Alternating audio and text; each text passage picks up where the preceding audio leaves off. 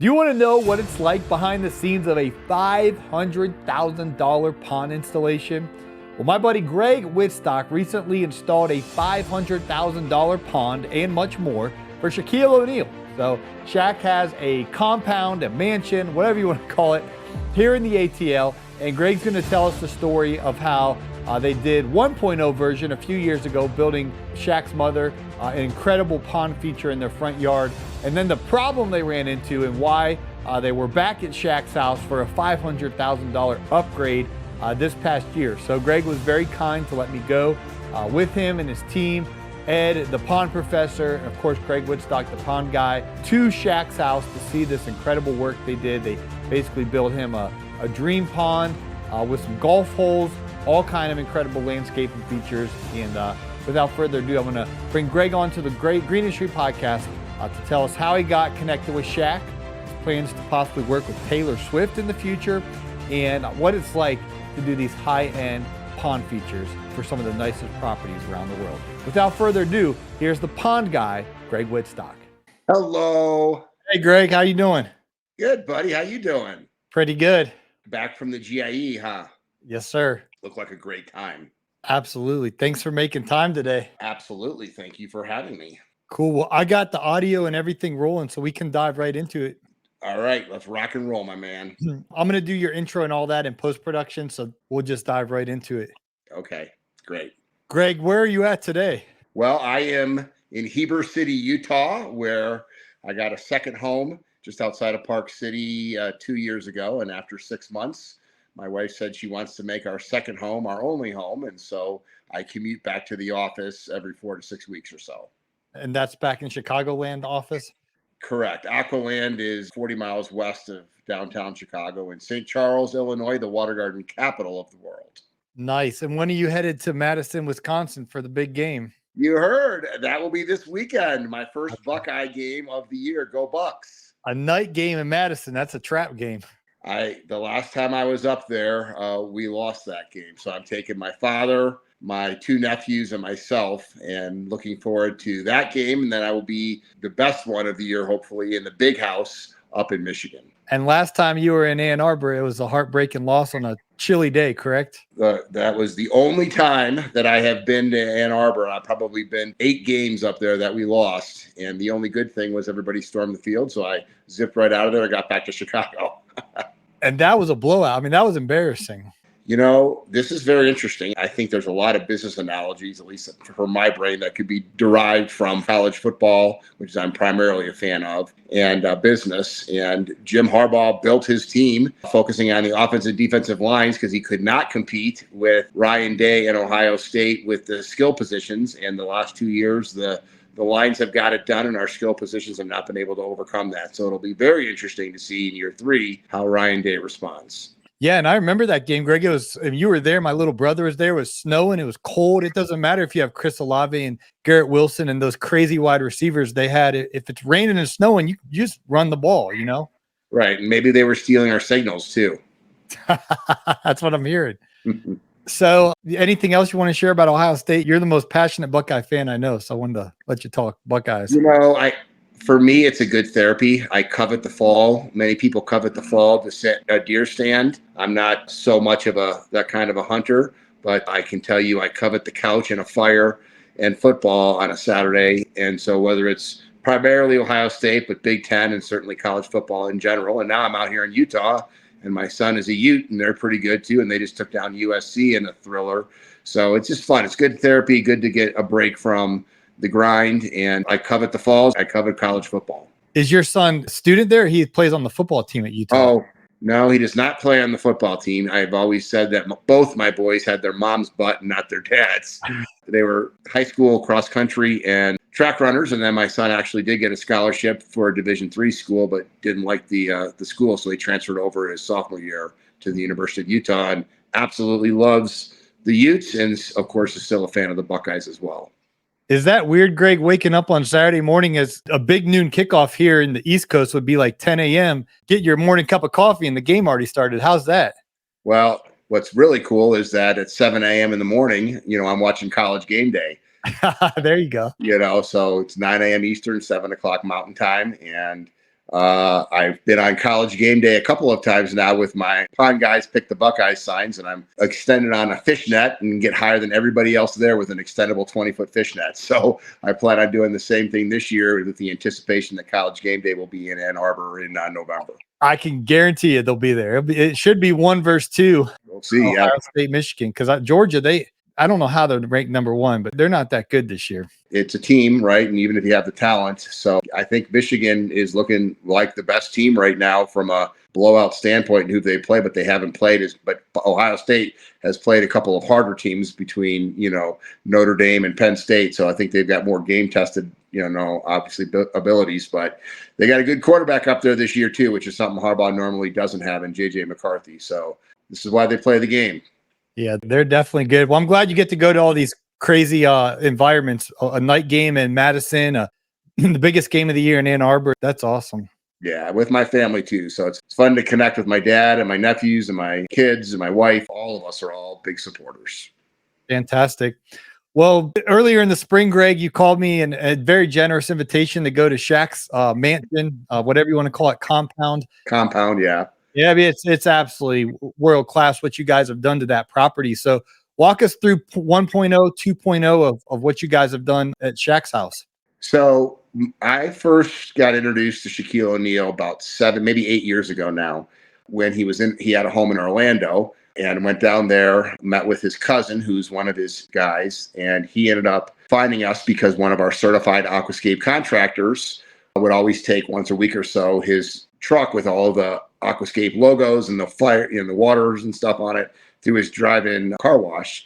And he said, "This is interesting. What do you do?" And they got to talking. And then, of course, this guy he said, my cousin would love this. And that's how Shaq got introduced to the aquascape lifestyle. And so I went down there with Ed Ballou, the pond professor, and we designed a whole water feature at Shaq's house. It was pretty cool. It's 56,000 square foot home, got a full tour of it. And I remember sitting in his Jeep. I was driving a Jeep at the time, and the front seat is actually in the back seat. So I could just barely touch the steering wheel and the foot pedals.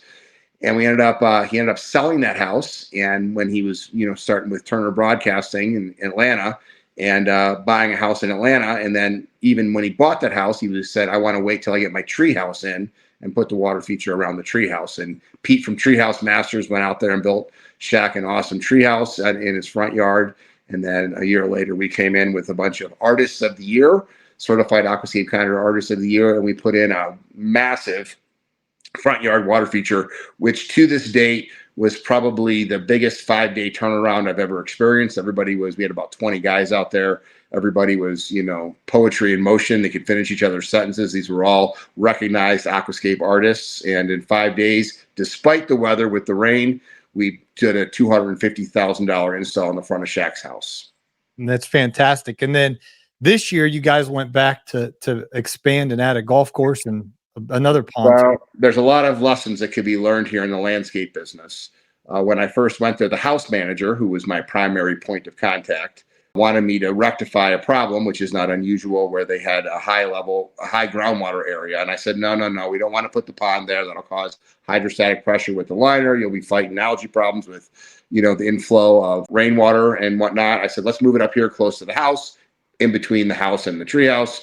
Shaq was on a Zoom call then, about a half-hour Zoom call, and he said, "Yeah, I like the pond guy's idea. Let's go with that." And immediately that changed the dynamic of my working relationship with the house manager, because no longer solving a problem for him, what it was the right thing to do and what Shaq wanted. But as soon as we left, he hired a local contractor to come in and do what he wanted, which was to dig out the area that was where the water would be flowing. And it was a complete failure from day one, just like we had said it would be. That guy got fired, unfortunately for him. We told him we can't get back there last year, so it was this year that we were able to finally organize Shaq 2.0, which was artists again out there. And we basically took out a retention pond that didn't hold water and put in a whole underground or underliner drainage system so that it wouldn't cause hydrostatic pressure, and built him a retention pond in the front of his house. So now he's got 2 aquascape water features out there, the one that we originally designed and built, and the one that we rebuilt that was poorly done by a misinformed or a bullheaded house manager and a contractor that was in way over his head. And at what point did the golf holes come into play? I'm a big golfer, so I appreciated the putt course. That was Shaq's idea. The guy that did his sport court, his basketball court in the back, also does putting greens. And Jay was the putting green guy, and he ended up coming in and putting in three different putting areas around the ponds that we built. And it's basically a big kids park, which of course Shaq is just a big kid, so it makes perfect sense and fits the theme really well. And it made for a great video because you Jack bet a big $20. I think you bet $100, but it's $20. I thought it was so funny because, it was the putting, which I had nothing to do with the putting greens. That was Jay. But of course, Shaq being Shaq's like, let's take on the pond guy in a putting contest. And of course, we caught it all on film. And even though technically it was a tie, we let him pretend that he was winning because he's Shaquille O'Neal. And he's just a big kid. We've always enjoyed working with him. Been a gracious host every time we've been out there. There's more opportunities that will be certainly in the future with them out there, and fun to have a celebrity. He's definitely the world's biggest aquascape celebrity out there living the aquascape lifestyle, both figuratively, certainly, and literally as well. Yeah, and I think he's probably one of the biggest celebrities in the world. I mean, Taylor Swift is trending right now. Of course, Donald Trump's popular, but I'm real close to Taylor Swift. The 6 degrees of separation. I think that would probably be the biggest bang with all these Swifties out there to get her living the aquascape lifestyle. And I don't know if you noticed, I did a post on this, which was the beginning of this. She was on stage with a koi guitar playing. Let's turn that guitar into a reality. And that's where I started this. And this is kind of what I do, Paul.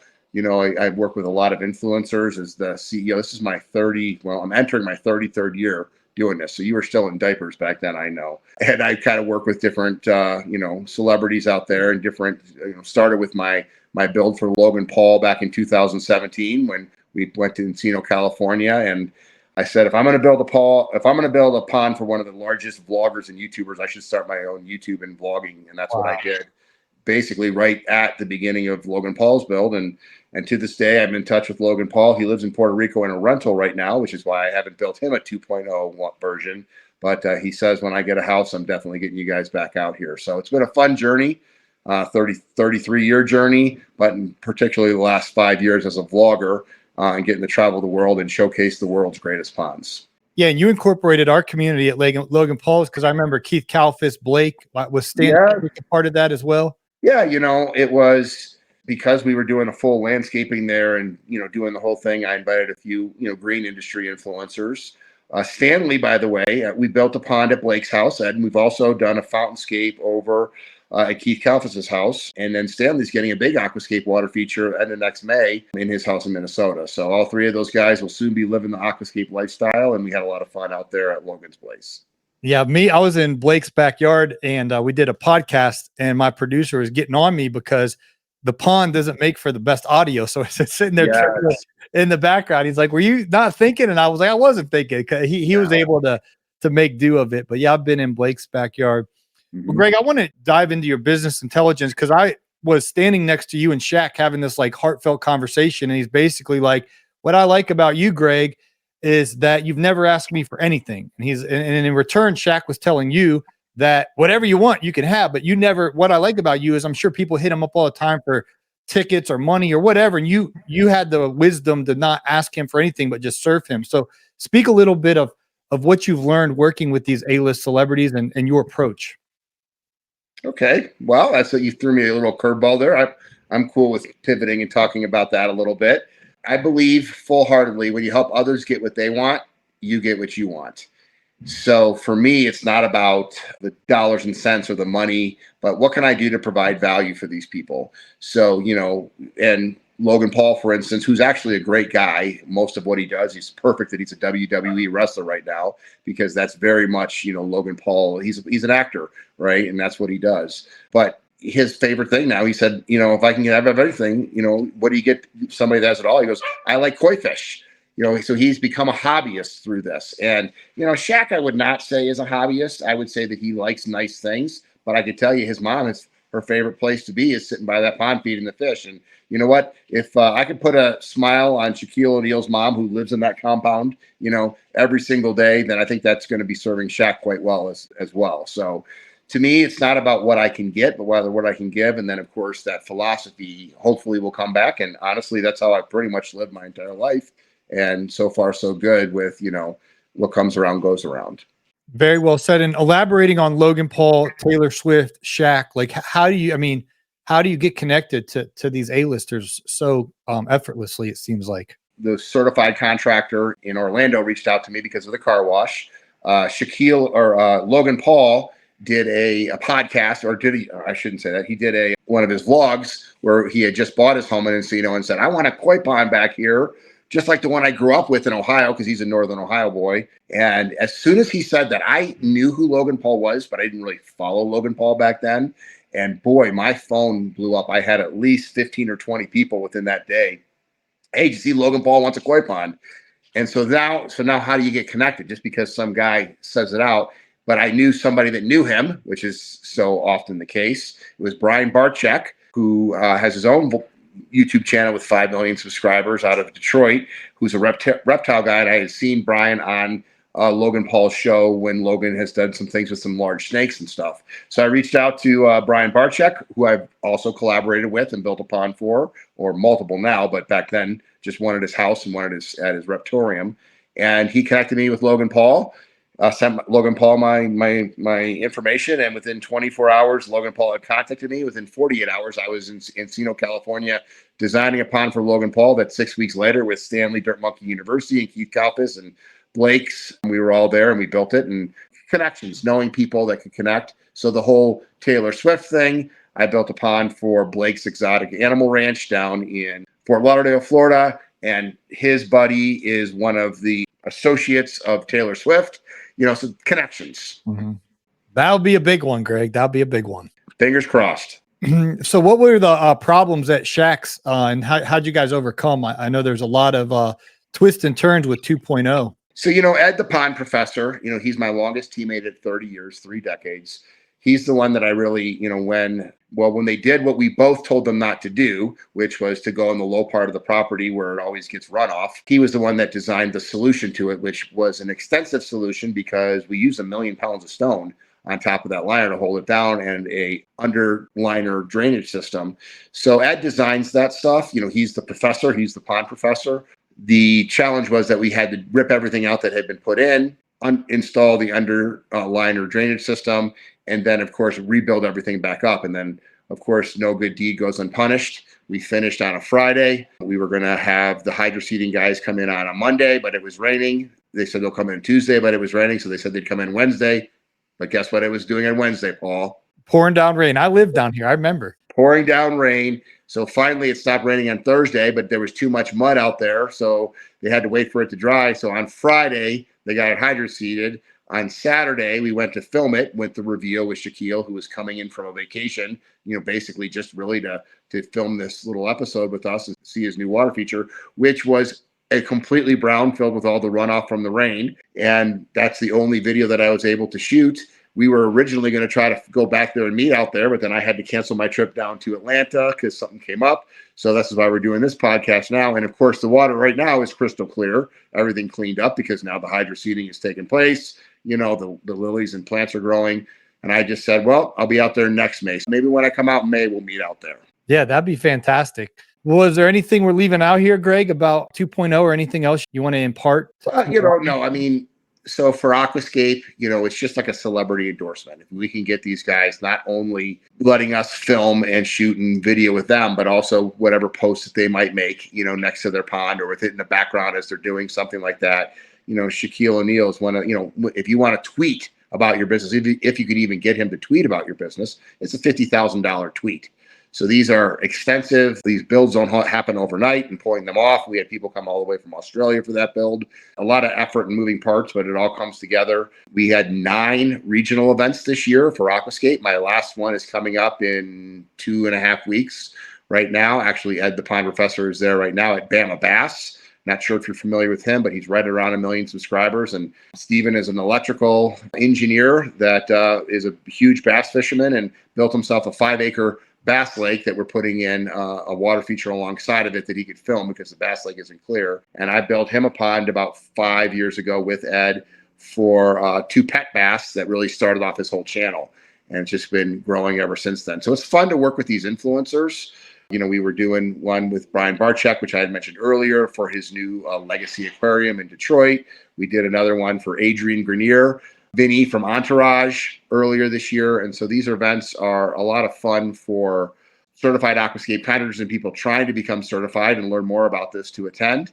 Like I said, we'll be on our 9th one coming up here at Bama Bass. And then every other year, I do Pandemonium in person. So this August, hopefully you can make it. We'll be doing Pandemonium in Chicago at Aqualand, and probably have 700-800 people coming to that. It's the world's largest gathering of pond professionals. We'll do a few collaboration builds, like I just mentioned, and May Stanley Genetic from Dirt Monkey University. We have another one for Arms Family Homestead, and another one for Laura from Garden Answer, which is someone that we haven't even talked about, which I call her the digital Martha Stewart.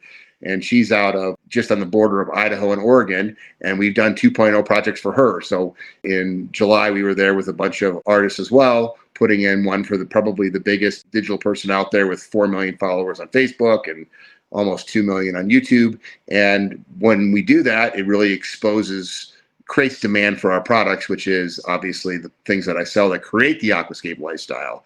So collaborations like that, when we get to work with people that have big influences, are good for the aquascape brand, which is good for our customers that we support. And so it's just a win-win. They get a water feature and we get the brand recognition, and the contractors get the jobs that we were able to jump up from that. You've been doing this for 30 years, but how did starting the YouTube channel and being a content creator and influencer yourself, how has that affected your business? It's been a huge personal investment because I don't work on my business. I mean, I work in my business, I work on my business. So I'm constantly creating this content that will help grow it. It started with really that Logan Paul. I mean, I had done a little bit of Facebook and I didn't even have Instagram or TikTok back then in 2017, but that was the impetus to say, this is the new way of kind of marketing and influencing, and working with followers. And so he was the impetus. And that has evolved where we have a whole social media department pretty much right now, where we have multiple channels. So we have 4 channels. We're almost on our 4th silver play button. So I don't know too many people with that. I know people that have, millions on their primary channel, but we have 4 channels. My channel, Greg Wittstock, the Pond Guy, is all about showcasing the lifestyle. So which is why I was going to go back to Shaq's, a couple months after, see it clear and everything. Ed, the Pond Professor, is the science. Team Aquascape is the how-to. And then the Aquascape corporate channel, which is the last one that's almost at 100,000. So we'll have 4 channels with over 100,000. I think mine's 540,000 or something like that now. That's the biggest channel. We've got over 4.5 million followers now on all of our TikToks and Instagrams and everything else. And of course, the goal with this is not only to certainly reach new contractors with the opportunities with water, which I'd love to talk about, but also to drive demand for our products, because most water features that I see are not properly installed, and most guys who are installing them aren't making the kind of money that they should be making because it's a one-off thing versus something that they do on a regular basis. So I'm trying to get those one-off guys to be successful on their first project, and of course more people to become more specialists with water features as well, which is what our certified aquascape contractors do. Where do you have those silver plates hanging up at? Well, the 3 of the 4th one is hopefully coming soon, are right in our retail store at Aqualand. So we kind of want to promote that to the local market, and of course anybody that comes. So yeah, all 3 of those are there. The latest one that we just got was Ed the Pond Professor, and that was really, I think the impetus on that one was the build up to the Shaquille O'Neal, because when you're able to gain a lot of views, it gains subscribers as well. And of course, the best views that we've ever had are when we do a collaboration with an influencer. Absolutely.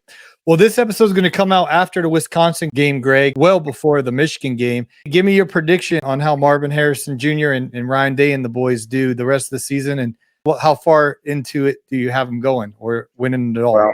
Well, as you know, Luke Fickell, a former Buckeye that was there when I was an undergraduate at Ohio State, he's the head coach now, but he's in a first-year rebuilding program out there in Wisconsin. So I think we're going to be favored probably by 2 touchdowns if I had to guess. Of course, when you're in a hostile environment and, you never know, but Marvin Harrison is the man. I predict he's now the leading candidate for the Heisman after we saw what happened with USC and Caleb Williams getting destroyed once again by both Notre Dame, who Ohio State beat, and Utah, which my son goes to school at. So I think Marvin Harrison has got a shot really can't stop him. He's like an NFL. If he was an NFL wide receiver right now, we'd be right around a top 10 wide receiver in the Absolutely. NFL. And he's in college. So You know, It looks unfair out there. I mean, it's crazy. Yeah, we don't have the best quarterback. He's a first-year starter. He's a good quarterback, but when he's got that kind of a resource, the announcers kept saying during the Penn State game, they kept saying, "Hey, these teams are equally matched, but one has got Marvin Harrison, and that's the difference maker." So you said it's unfair. The teams are equally matched, Ohio State, Penn State, but number 18 is a difference maker. Yes, sir. That's what I think. So I predict they win out until we get to the Michigan game, and I think it's going to be a battle, and it's going to be tough, but that's why they play the game. You sound like a politician. It could go either way. It really could. On the road, we'll see. And we'll see how injuries play out too, because if they don't have JJ McCarthy because he gets injured, who's going to be injured from our side? So yeah, well, enjoy. I always like watch. I mean, I've never been there, but I watch on TV. The fourth quarter, they start jumping around. They play that jump around song. Yes. Wisconsin. That looks like a fun environment. And then I've never been to an Ohio State Michigan game at either place, but going to the Big House when they're ranked number 1, being undefeated, I mean that place is going to be electric. It's the biggest stadium in all of football, the biggest stadium in all of the country, 110,000 people. So it's incredible. Cool. Well, I really appreciate your time, Greg. And if you come back to the ATL next spring, give me a shout. I'd love to, get some more footage from that incredible build you guys did. And who knows what other memories you got. Shaq making that putt. You couldn't have scripted that better. Although you're right, because I watched the whole tape back. You were up by 1. So all he did to make that putt was tie. But you didn't want to ruin the moment because he was feeling it. It was fun. So yeah, we got to get you out for Pandemonium next August. You said you don't want to come in the wintertime to Chicago because you are a warm-blooded Southern boy now down in Georgia. But we have a number of advanced academies and standard academies. So I personally will be back for all of them. So Ed the Pond Professor and Brian Ed does, his science and estimating class. Brian Helfrich does his design and sales class. And then I do my orientation into the water feature business class. And we do that, in January, February, March, every winter. I look forward to it. So mine are people that are really getting their feet wet, getting new into it. So for me, it's good to, introduce and baptize these guys into the business of water features. And then Ed and Brian are the best in the world in the space. Like literally these two guys, Ed's been with me for 30 years. Brian's been with me for 28. Nobody has sat at more kitchen tables and designed more backyard layouts than Brian Helfrich.